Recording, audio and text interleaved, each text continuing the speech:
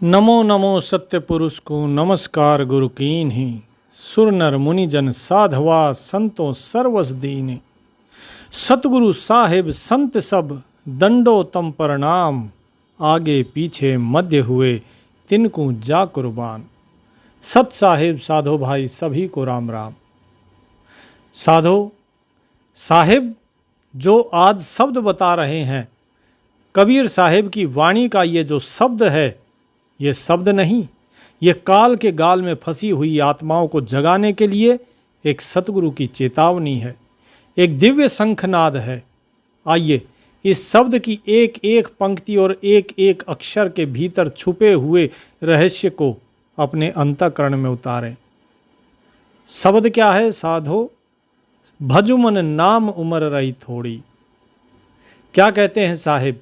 शुरुआत में ही एक ऐसी चेतावनी देते हैं जो सीधे सोए हुए मन पर चोट करती है। हम सब मुख से तो राम राम, हरि हरि या सतनाम कहते हैं, लेकिन साहिब कह रहे हैं कि भज मन। वे जीभ से भजने को नहीं कह रहे, वे मन को भजने के लिए कह रहे हैं। साहिब कहते हैं माला तो कर में फिरे, जीभ फिरे मुख माहे, और मनुआ तो चहुदिस फिरे, ये तो सुमरन ना है। कि हाथ में माला चल रही है, मुंह में जीभ राम राम कर रही है, और मन तो चारों दिशाओं में भटक रहा है। साहिब कहते हैं उत्तर दक्षिण पूर्व पश्चिम फिरता दाने दाने नु, कि ये मन जो है कभी इधर भागता है कभी उधर भागता है, चारों दिशाओं में भटक रहा है। साहिब मन को कहते हैं कि भाई स्थिर हो जाओ। हमारा मन कहाँ है? जीव राम राम कह रही है और मन बाजार में घूम रहा है। मन परिवार के ताने बाने बुन रहा है, मन धन की गिनती कर रहा है। कबीर साहिब कहते हैं कि ऐसा सुमरन काल के चंगुल से नहीं छुड़ा सकता। जब तक मन उस अविनाशी नाम में विलीन नहीं होता, तब तक भक्ति की शुरुआत ही नहीं होती। लोग कहते हैं कि मन कैसे लगे, मन बड़ा ही चंचल है। अरे भाई, जब नोटों की गड्डी गिनी जाती है, तब क्या मजाल कि एक पल के लिए भी आपका मन इधर से उधर हो जाए। आपकी सुरत भी नोटों की गड्डी को गिनने में लगी रहती है, आपका मन भी, आपकी जिह्वा भी, आपकी उंगलियां भी, आपका सब कुछ उन नोटों की गड्डियों पे लगा रहता है कि एक भी नोट इसमें से गलत ना गिना जाए। कहीं ऐसा ना हो कि हम कम गिन दें और ज़्यादा पैसा चला जाए हमारा। तो भगत जियों, इस भेद को समझिए। जब नोटों से हमें इतना प्यार है, नोट की गड्डी से, तो इतना ही प्यार अगर परमात्मा से कर लें तो हमारी एक एक श्वास वो सार्थक हो जाएगी। लेकिन हम श्वासों की तरफ तो ध्यान ही नहीं देते, क्योंकि हम उससे उतना प्रेम नहीं करते जितना हम नोटों से करते हैं। साहिब कहते हैं उम्र रही थोड़ी। मनुष्य की सबसे बड़ी मूर्खता यह है कि वो सोचता है उसके पास अभी बहुत समय है। बालक सोचता है कि जवानी में भक्ति करेंगे, और जवान सोचता है, युवा सोचता है कि गृहस्थी का काम निपटाकर बुढ़ापे में सुमिरन करेंगे, और बूढ़ा व्यक्ति खाट पर पड़ा पड़ा भी वसीयत, नाती पोतों की चिंता में अपनी अंतिम श्वासें गंवा देता है। परंतु सत्य क्या है कि उम्र रही थोड़ी। हर एक श्वास के साथ तुम्हारी आयु, उसका एक हिस्सा रेत की तरह हाथ से फिसल जा रहा है। कबीर साहिब अलग अलग वाणी में अलग अलग बातें कहते हैं। कबीर ना जाने आपनी कड़सी कौन गंभीर, पल का भरोसा ना करे मानस की क्या पीर। जो श्वास अंदर गई है वो बाहर आएगी या नहीं, इसका क्या भरोसा है। इस अनिश्चित जीवन में जीव सोचता है कि वो अमर होकर आया है, वो कभी सोचता ही नहीं कि हम मरेंगे। साहिब इस टेक के माध्यम से कह रहे हैं कि मन, अब और देर मत कर, सब चालाकियों को छोड़ और उस सच्चे नाम का सुमरन शुरू कर, क्योंकि तेरी उम्र बहुत थोड़ी रह गई है। जब मनुष्य सतगुरु की इस पहली चेतावनी को नहीं सुनता तो उसके जीवन का अंतिम दृश्य कैसा होता है, साहिब ने प्रथम पद में ही इसका अत्यंत मार्मिक और डरावना चित्रण किया है। साहिब क्या कहते हैं कि 4 जने मिल लेन को आए, लिए काठ की घोड़ी, जोर लकड़िया फूकस दीन हो जस वृंदावन की होरी। कि 4 जने, कौन 4 जने? कि ये संसार में मनुष्य जब यात्रा करता है तो उसे सुंदर गाड़ियाँ, आलीशान वाहन चाहिए। वो अपनी धन दौलत के घमंड में बड़ी बड़ी गाड़ियों में घूमता है। लेकिन साहिब याद दिलाते हैं कि एक अंतिम यात्रा ऐसी भी आएगी जिसमें तुम्हारी इच्छा नहीं चलेगी। 4 जने मिल लेन को आए, वे 4 लोग जो कंधा देने के लिए आते हैं। कंधा देने वाले रिश्तेदार या यम के दूत तुम्हें लेने आ जाएंगे। वे तुम्हारे लिए कौन सा वाहन लाएंगे? बोले काठ की घोड़ी, अर्थात जो लकड़ी की अर्थी है वो लेकर आएंगे। जिस शरीर को तुमने इत्र लगाया, जिस शरीर को मखमली गद्दों पर सुलाया, जिस शरीर को कभी गाड़ियों में चढ़ाया, कभी तांगे में चलाया, कभी रिक्शा पर चढ़ाया, इस शरीर को ढोए ढोए हर जगह घूम रहे थे, उसे उस सूखी लकड़ी की अर्थी पर लेटा दिया जाएगा। उस समय तुम्हारी सारी गाड़ियाँ, सारा वैभव, सारा तुम्हारा धन तिजोरी में भरा रह जाएगा, धरा का धरा रह जाएगा। फिर क्या कहते हैं कि इसके बाद स्थिति और भी भयानक है कि जोर लकड़ियाँ फूकस दीन हो जस वृंदावन की होरी।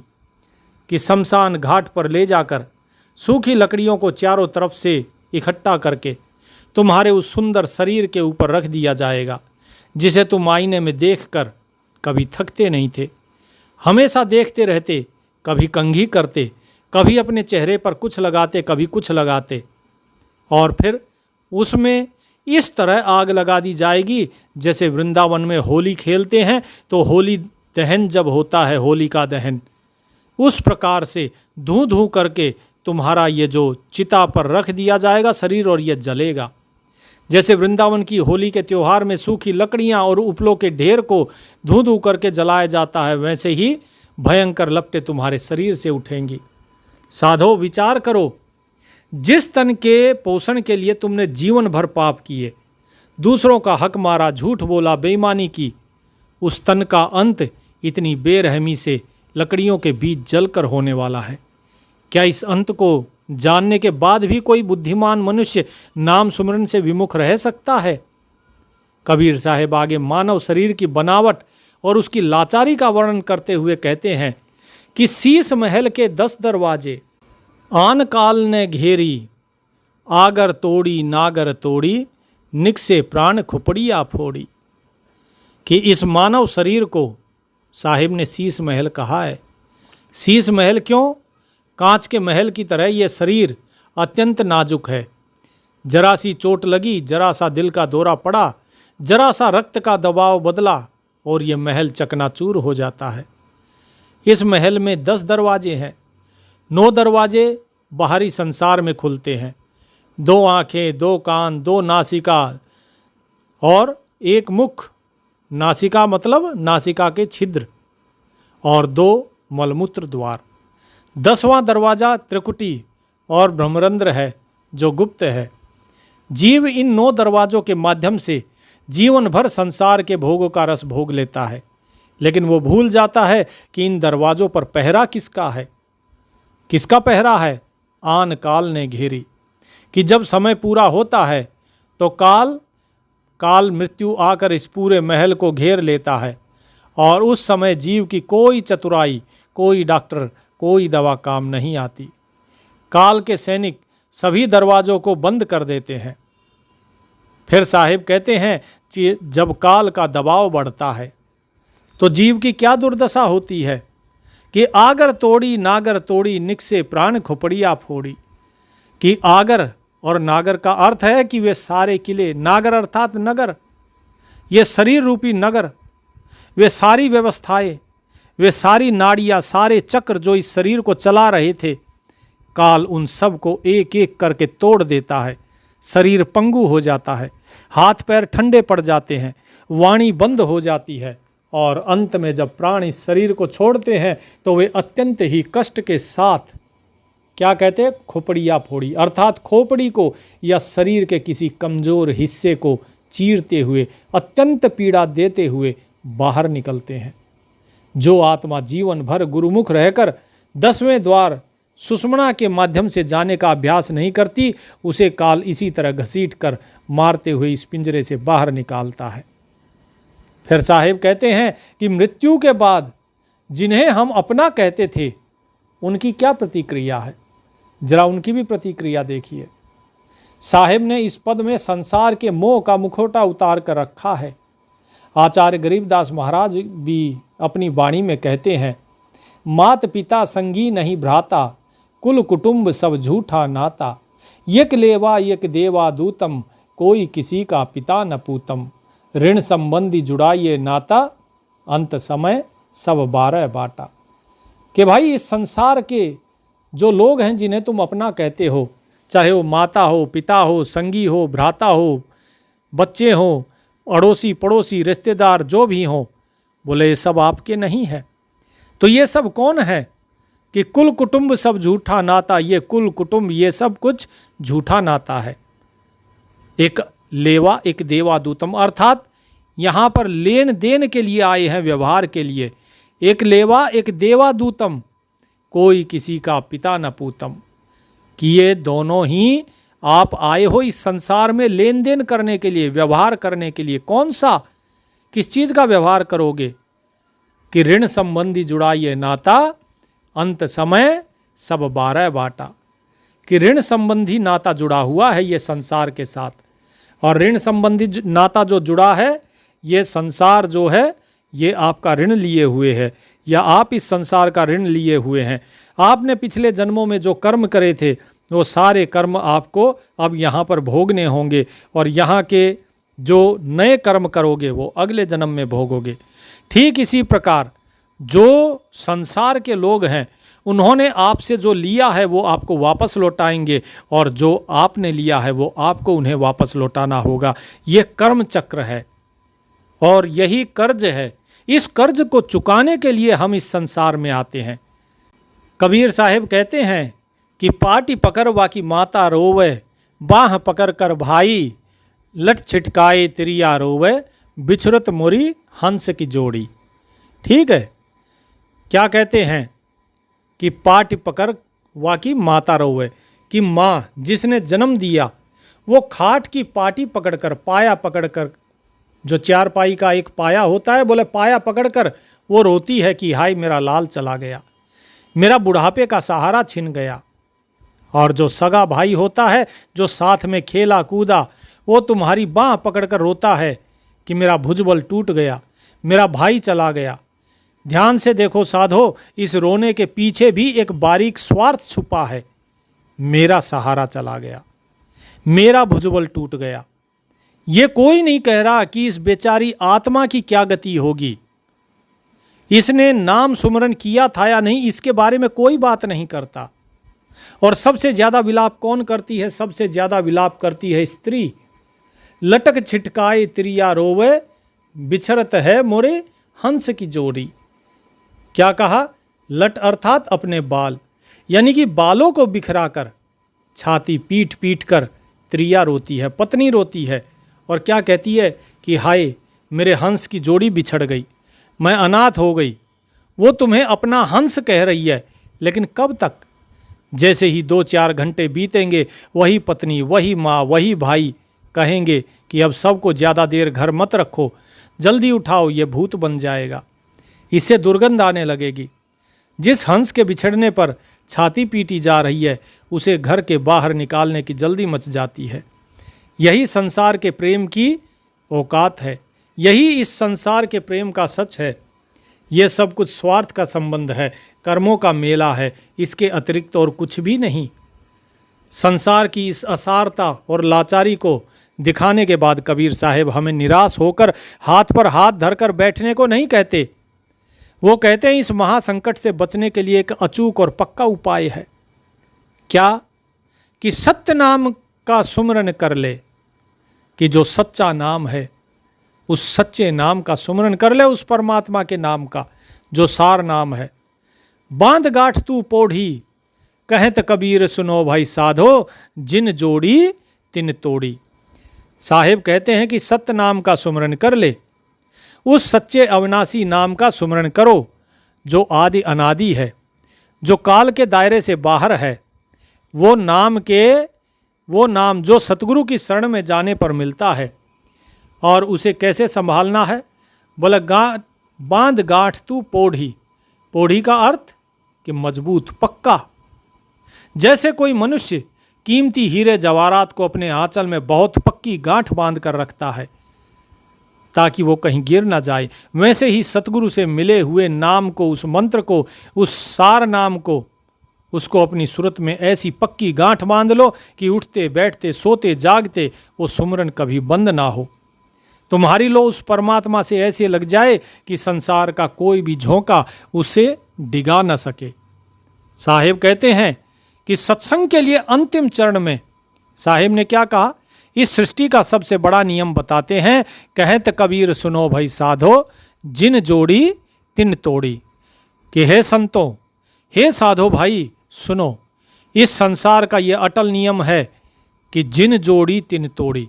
कि जिसने भी इस संसार को, इस शरीर को जोड़ा है, इस संसार में इस शरीर को जोड़कर बनाया है, अर्थात जिस विधाता या काल ने तुम्हारे कर्मों के अनुसार इस देह का निर्माण किया, वही एक दिन इसे तोड़ देगा। जो भी संयोग हुआ है उसका वियोग निश्चित है। जो मकान बना है वो ढहेगा, जो पैदा हुआ वो मरेगा। और जब ये निश्चित है कि सब कुछ टूट जाना है, तो फिर इस नश्वर संसार से मोह कैसा? बुद्धिमान तो वो है जो इसके टूटने वाले पिंजरे के समय रहते ही अपनी आत्मा को आज़ाद करा ले और उसे सत्य नाम के जहाज पर बैठाकर अमरलोक पहुंचा दे। इस पूरे सत्संग में अगर मुख्य बिंदुओं पे अगर हम बात करें तो क्या कहते हैं साहिब?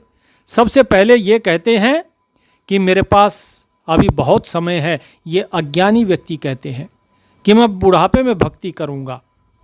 और साहिब क्या कहते हैं कि तुम्हारी उम्र बहुत कम रह रही है, ये निरंतर घटती जा रही है, तुम्हें नहीं पता है कि तुम कितने दिन जियोगे। फिर क्या कहा कि सुंदर गाड़ियाँ, आलीशान बंगले और देह का घमंड जीव करता है। साहिब कहते हैं कि इसका घमंड मत करो। ये काठ की घोड़ी जो है, तुम्हारी जो अर्थी है, वो तुम्हारे लिए तैयार हो रही है और ऐसे फूंक दिए जाओगे जैसे होली जलती है। फिर संसारिक भ्रम क्या है? अज्ञानता कि चतुरता और इंद्रियों के भोगों में मस्त रहना, कि इंद्रियों के भोगों में मस्त रहता है जीव। और साहिब क्या कहते हैं कि इन भोगों में मस्त मत रहो। शीश महल के 10 दरवाजों पर काल का कब्जा है। 9 दरवाजों को छोड़कर अंतर्मुखी जो 10वां द्वार है उसकी तरफ बढ़ो। मेरा, मेरी, मेरी पत्नी, मेरे बच्चे, मेरा भाई मुझसे सच्चा प्रेम करते हैं, ये सब अज्ञान है। मृत्यु के बाद सब अपने अपने स्वार्थ के लिए रोते हैं, क्योंकि अब उनकी स्वार्थ सिद्धि करेगा कौन? जो कमाकर लाता था अब कमाएगा कौन? जो अभी तक सारी ज़रूरतें पूरी करता था, चाहे वो शारीरिक हो, मानसिक हो, चाहे वो आर्थिक हो, अब वो कौन पूरी करेगा? इसलिए लोग रोते हैं। सांसारिक धन संपत्ति की तिजोरियां भरना और गांठ बांधना ये अज्ञान है, क्योंकि अंत समय में सब कुछ यहीं रह जाना है। तो हे हंस आत्माओं, आज कबीर साहिब की इस अमर वाणी के माध्यम से हमने जाना कि यह जीवन कितना क्षणभंगुर है। शमशान की आग एक दिन हम सब के शरीरों को छुएगी जरूर। उस समय ना हमारी धन दौलत साथ देगी, ना परिवार का रोना धोना काम आएगा। अगर कोई चीज़ काल के डंडे से हमें बचा सकती है तो वो केवल और केवल सतनाम का सुमरन है। इसलिए आज इस पावन सत्संग से उठने से पहले अपने अंतकरण में एक संकल्प लेकर जाओ। अपनी चतुराई को त्यागो, आलस को छोड़ो और सतगुरु के बताए मार्ग पे दृढ़ता से कदम बढ़ाओ। अपनी सांसों की पूंजी को व्यर्थ मत गवाओ, क्योंकि भजमन नाम उमर रही थोड़ी। साहिब कहते भी हैं, कबीर सोता क्या करे, उठना भजे भगवान, जामन मरण के त्रास से सुमरन ही कल्याण। कबीर सूता क्या करे, जागिन जपे मुरारी, एक दिन तुझको सोवना लंबे पांव पसारी। अरे भाई, एक दिन तो लंबे पैर पसार के तुम हमेशा के लिए सो ही जाओगे। तो इसीलिए अभी सोकर क्या करोगे? कितना सोओगे? दिन में 8 घंटे व्यक्ति सोता है। साहिब कहते हैं, अरे जाग के परमात्मा का सुमरन क्यों नहीं करते? जितना तुम्हारा प्रेम इस नींद से है, उतना प्रेम परमात्मा से होना चाहिए। साहिब कहते हैं नींद निशानी मौत की, कि नींद तो वो मृत्यु की निशानी है, बस फर्क इतना है कि मृत्यु में हमें चेतना नहीं रहती, और जो नींद होती है, नींद के समय कम से कम शरीर मरा हुआ नहीं होता। हम दिन रात संसार की धन दौलत जमीन जायदाद की रखवाली करते हैं, अपने परिवार के पीछे भागते हैं। हम जागते रहते हैं संसार के लिए, हम जागते रहते हैं धनमाया के लिए, लेकिन जो हमारी सबसे असली खेती है, जो हमारी सांसों की पूंजी है और भक्ति की खेती है, उसे हम बेफिक्र होकर लुटा रहे हैं। साहिब शब्द में कहते हैं कि भाई अरे मन मूरख खेतीवान, जतन बिन मिर्गन खेत उजाड़ा। कबीर साहिब जीव को जगाते हुए बड़े प्यार से और डांट लगाते हुए दोनों लहजों में समझाते हैं कि मन मूरख खेतीवान क्यों कहा? कि संसार में जो साधारण किसान होता है वो अपनी फसल को बचाने के लिए रात भर खेतों की बाड़ करता है, बाड़ पर जागता है। जरा सा कोई पशु आ जाए तो लाठी लेकर दौड़ता है। लेकिन कबीर साहब हमारे मन को मूर्ख खेतीवान बोल रहे हैं। क्यों कह रहे हैं? क्योंकि ये मन रूपी जो किसान है, ये संसार के झूठे धंधों में तो बड़ा चतुर है, लेकिन अपनी आध्यात्मिक फसल के लिए ये बिल्कुल उसके प्रति सोया हुआ है। इसे होश ही नहीं है कि इसके भीतर जो अनमोल गुणों और भक्ति की जो फसल खड़ी थी, उसे वासनाओं रूपी जानवर चर रहे हैं।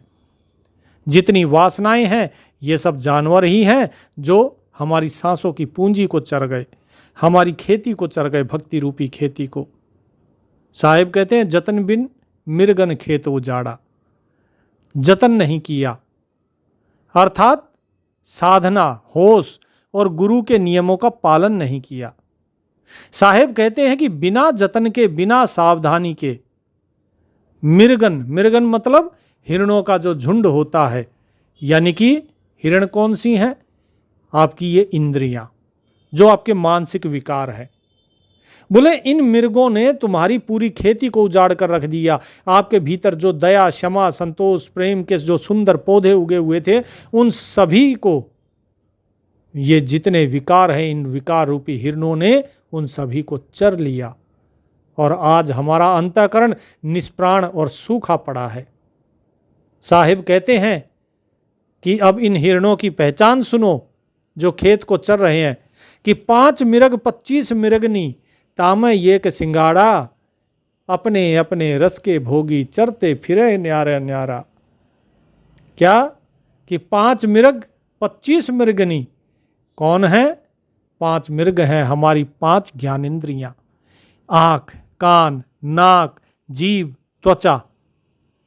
इनके पीछे दौड़ने वाली 25 मिर्गनियां, अर्थात इनकी इंद्रियों की 25 प्रकृतियां हैं, जो विषय वासनाएं, रूप, रस, गंध, स्पर्श, शब्द आदि, ये सब अलग अलग ताने बाने बुने हुए हैं इन 25 मृगनियों अर्थात 25 प्रकृतियों के। साहिब कहते हैं आँख बाहर देखेगी। आँख का काम क्या है? दृश्य। कान क्या है? कान शब्द को सुनता है। देखिए, ये कभी एक चीज को नहीं देखते। आँख दृश्य को देखेगी, कान दृश्य को सुनेगा नहीं, कान शब्द को सुनेगा। नाक है, वो शब्द को नहीं सूंघ सकती, वो गंध को सूंघेगी। जीभ जो है वो गंध को नहीं बोल सकती, वो स्वाद किसका लेगी? वो गंध का स्वाद नहीं लेती। और फिर क्या कहा? त्वचा ना शब्द को स्पर्श करती है। त्वचा का काम क्या है? स्पर्श करना। लेकिन किसे? क्या शब्द को? नहीं। स्वाद को? नहीं। क्या गंध को? नहीं। तो ये सारी जो इंद्रियां हैं, ये सभी अलग अलग चीजों में लगी हुई हैं, एक चीज पे नहीं लगी। तो इसीलिए भगत जियो, आप लोग इस चीज को समझो। आपके शरीर के पीछे कौन लगा है? क्या आंख आपके शरीर के लिए लगी हुई है? ये बाहर की चीजें देखती हैं। आप अपने शरीर को दिन में कितनी बार देखते हैं? आप हमेशा बाहर देखते हैं। कान बाहर ही सुनते हैं, आपके शरीर को नहीं सुनते। नाक बाहर की गंध को सूंघती है, आपको नहीं सूंघती कि आपके भीतर से, शरीर के भीतर से कौन सी गंध आ रही है। जीभ जो है भीतर के स्वाद को नहीं, जो बाहर से आप खा रहे हो उसके स्वाद को महसूस करती है। त्वचा भी बाहर दूसरे के स्पर्श को, आपके शरीर को नहीं। जब आपके शरीर को कोई महसूस नहीं कर रहा, देख नहीं रहा, यानी कि यह शरीर आप नहीं हो। ज्ञान इंद्रियां, ये इंद्रियां जो ज्ञान देती हैं, तो इन इंद्रियों के ज्ञान को समझो। लेकिन हम इन इंद्रियों के ज्ञान को छोड़ के अज्ञानी बन गए कि शरीर के लिए ये करती हैं, लेकिन शरीर को ना ये देखती हैं, ना सूंघती हैं, ना बोलती हैं, ये शरीर के बारे में कुछ नहीं करती। तो इसी प्रकार जो काल है, काल क्या करता है? काल केवल इस शरीर को मारता है, आपको नहीं मारता। आप तो वैसे भी मरे हुए हो, क्योंकि जिसने स्वयं को यह सोच लिया कि मैं शरीर हूं और मैं मरूंगा, उसे फिर कौन बचा सकता है? कोई व्यक्ति सपने में देखे कि कोई मुझे मार रहा है और वो चिल्लाना शुरू कर दे, बचाओ बचाओ बचाओ बचाओ, तो जरा बताइए मुझे, क्या आप उसे बचा सकते हैं? क्या बचाओगे? तब ना जब कोई मारता हो उसे। वो तो सपने की अनुभूति ले रहा है और चिल्ला रहा है बचाओ बचाओ। वो अज्ञान के कारण उसे सच माने हुए है, तो बचाएं किसको? वो तो स्वयं बचा हुआ है ही, उसको जगाया और जगाते ही वो बच गया। यही चीज कबीर साहिब कर रहे हैं। कबीर साहिब लोगों को जगाते हैं। बचाएंगे किससे? क्योंकि शरीर है, शरीर तो बचता ही नहीं है। शरीर तो 5 तत्व का है और आप शरीर हो नहीं।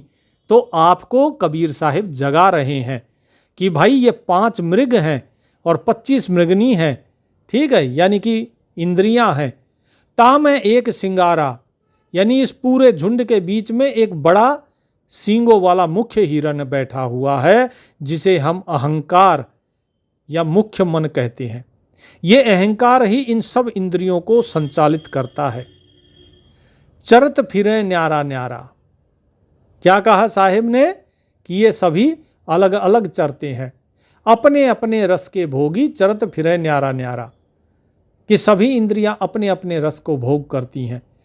जैसे कि अभी आपको बताया, आँख को सुंदर रूप चाहिए, कान को प्रशंसा या सांसारिक बातें सुननी है, यानी कि शब्द, जीभ को स्वाद, ये सब इस प्रकार से सब अलग अलग चीज़ों के भोगी हैं। 24 घंटे ये जितने हिरण हैं, ये अंतःकरण के खेत में अलग अलग दिशाओं में दौड़ रहे हैं और जीव की ऊर्जा को, उसकी एकाग्रता को, उसकी श्वासों को पूरे तरीके से नष्ट कर रहे हैं। साहिब कहते हैं आगे कि इन हिरणों में सबसे खतरनाक और आक्रामक जीवों की पहचान अब बताते हैं कि काम क्रोध 2 मुख्य मृग हैं, नित उठ चरत सबारा, मारे मरे टरे नहीं टारे, बिड़वत ना ही बिडारा। कि भाई जो काम क्रोध, ये दोनों गुस्सा और काम वासना, ये 2 ऐसे मुख्य मृग हैं जो सबसे ज्यादा तबाही मचाते हैं, सबसे ज्यादा। नित उठ चरत सबारा, सबारा अर्थात सुबह सवेरे, यानी जैसे ही जीव सोकर उठता है वैसे ही ये दोनों विकार उसके दिमाग पर हावी हो जाते हैं। और इनके साथ साथ 5 इंद्रियां और 25 प्रकृतियां, वो सुबह सुबह इसके पीछे लग जाएंगी, कान सुनना शुरू कर देंगे। सुबह की शांत वेला में परमात्मा का सुमिरन करने की बजाय मन संसार की इच्छाओं में, काम वासनाओं में डूब जाता है, या किसी के प्रति ईर्ष्या या गुस्से क्रोध में भर जाता है। इनकी ताकत इतनी प्रचंड है कि ये साधारण कोशिशों से टलते नहीं है, यानी टालने से भी ये टलते नहीं, भगाने से भी ये भागते नहीं है। मनुष्य लाख कसमें खा ले कि आज मैं गुस्सा नहीं करूंगा या आज से मैं गलत विचार नहीं लाऊंगा, लेकिन ये विकार पीछे से आकर जीव को दबोच लेते हैं। इन्हें अपनी ताकत से भगाया नहीं जा सकता है। अब देखिए, इस दास ने आपको एक छोटी सी बात कही थी कि भाई अगले 1 हफ्ते के लिए आप अपने परिवारजनों को कह दो कि मैं कम से कम बोलूंगा, मैं मौन रहूंगा, मुझे केवल सुमिरन करना है 1 हफ्ते तक, ताकि वो लोग परेशान ना हो जब आप मौन रहें, उनको पता रहे कि हाँ भाई ये मौन किस लिए है। अब बताइए आप लोगों में से कितने लोग मौन रहते हैं। इस दास का तो काम है सत्संग सुनाना, क्योंकि जो गुरुदेव की आज्ञा है मैं उसे टाल नहीं सकता हूं। लेकिन आप लोगों के लिए जो काम दिया था, क्या आप लोग उस काम पर टिके? आप स्वयं अपना अनुभव लीजिए कि आप लोग कितना बोले और कितना शांत रहे। तो साहेब यही कहते हैं कि भाई ये विकार जो हैं, ये विकार पीछे से आकर जीव को दबोच लेते हैं, इन्हें अपनी ताकत से भगाया नहीं जा सकता। फिर साहेब क्या कहते हैं कि जब ये विकार इतने शक्तिशाली हैं तो इनसे पार कैसे पाया जाए। तो क्या कहते हैं साहेब, अति प्रचंड महादुख दारण, वेद शास्त्र पचिहारा, प्रेम बाण ले चढ़े पारधी, भाव भक्ति कर मारा। कि ये संकट अति प्रचंड महादुख धारण है। संसार के बड़े बड़े विद्वान पंडित दार्शनिक केवल किताबों को पढ़ पढ़कर और बौद्धिक चर्चाएं कर करके थक गए। वेद शास्त्र ये सभी पढ़ पढ़ के थक गए, पच गए, हार लिए। केवल सिद्धांतों को रट लेने से या ऊपरी कर्मकांड करने से काम और क्रोध रूपी जंगली हिरन काबू में नहीं आते। साहिब कहते हैं कि फिर उपाय क्या है।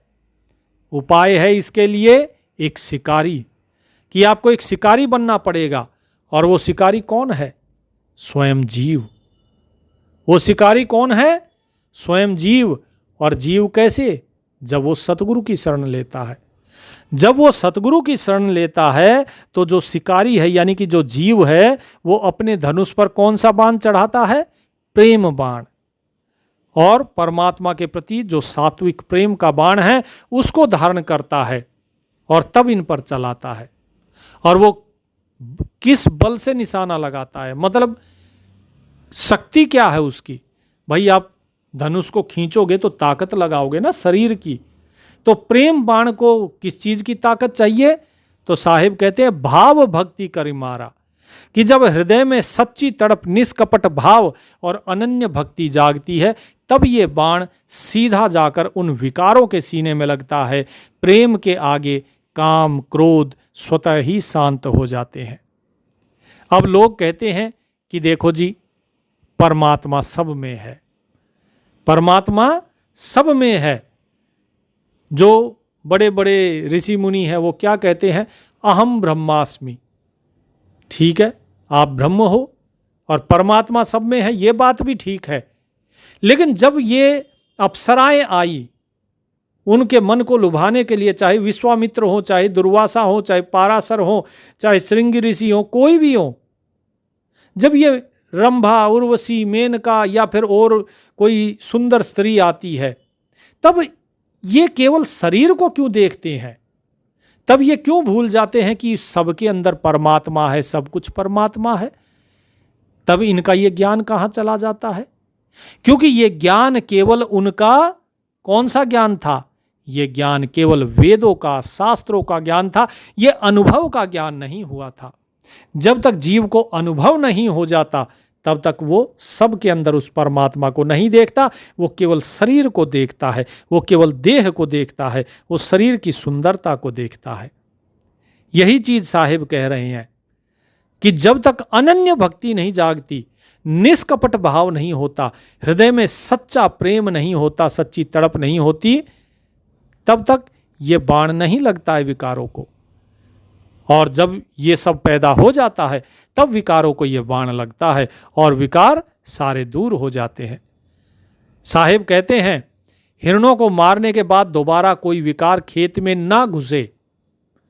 भाई अब देखो, जैसे खेत वाला भगा देता है पशुओं को खेत से बाहर, लेकिन वो दोबारा भी तो घुस सकते हैं ना, क्योंकि खेती पकी हुई है, उनको खाने में आनंद आता है तो वो तो घुसेंगे।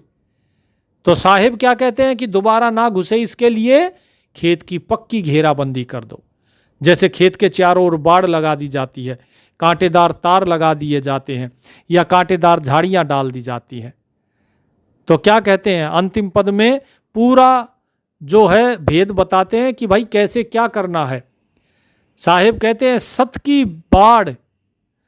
की बाढ़ धर्म की खाई, गुरु का शब्द रखारा, कहें कबीर चरण नहीं पावे, अब की बार संभारा। कि सत्य की बाड़ लगाओ पहले, कि अपने खेत के चारों तरफ सत्य, सदाचार और प्रामाणिकता अनुभव की मजबूत बाड़ लगाओ, फेंसिंग जो तार कहते हैं।